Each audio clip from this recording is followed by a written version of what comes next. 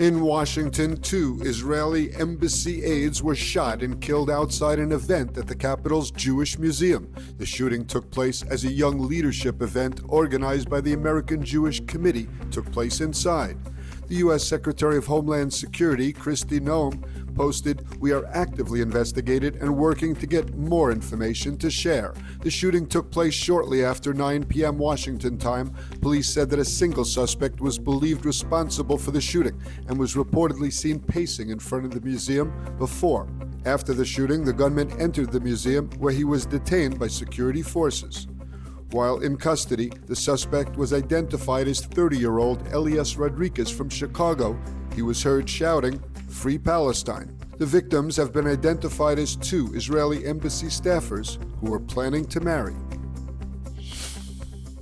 Speaking at his first press conference in half a year, Prime Minister Netanyahu presented his views on the war in Gaza and the Iran-U.S. nuclear talks. At the start of his remarks, the Prime Minister said Israel has a very organized plan for the war and confirmed that there are still 20 Israeli hostages who are still being held in captivity.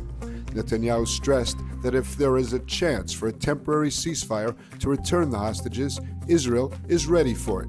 But the Prime Minister went on to say that Israel will continue to hit Hamas with full force.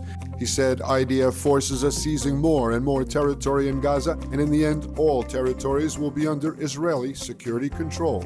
Explaining his decision to allow the entry of humanitarian aid, ending a blockade since early March, Netanyahu said, "We need to prevent a humanitarian crisis in order to maintain political support in the UN Security Council." Regarding the Iranian nuclear talks, Netanyahu said, "We are in full coordination with the U.S. and hope that there will be a deal that will prevent Iran from enriching uranium." Israel maintains the right to defend itself against the regime that seeks its destruction, Netanyahu said.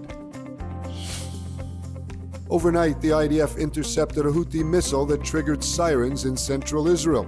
There were no reports of injuries. Landings at Ben Gurion Airport were resumed after being temporarily suspended due to the missile alert. Meanwhile, terrorists in Gaza launched multiple missiles at southern Israel. The Palestinian Islamic Jihad took responsibility for the attack that set off alarms in Ashkelon before being shot down by air defense. No injuries were reported. Later, sirens sounded in Netiv HaSara and Zikim when 3 missiles were detected but fell inside Gaza. IDF Operation Gideon's Chariots continues with the elimination of terrorist infrastructure and terror cells. Over the past day, the Air Force struck over 115 terror targets throughout the Gaza Strip. The targets included launchers, military structures, tunnels, terror cells, and additional terrorist infrastructure.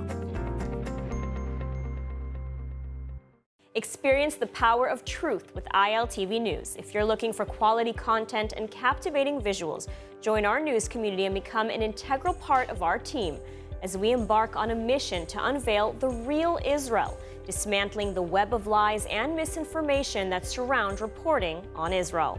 By subscribing to ILTV News, you will not only have access to the latest updates, but you will also amplify our message, creating a ripple effect that carries the truth far and wide. Subscribe today and help reshape the narrative. Available on the web, Android, and Apple.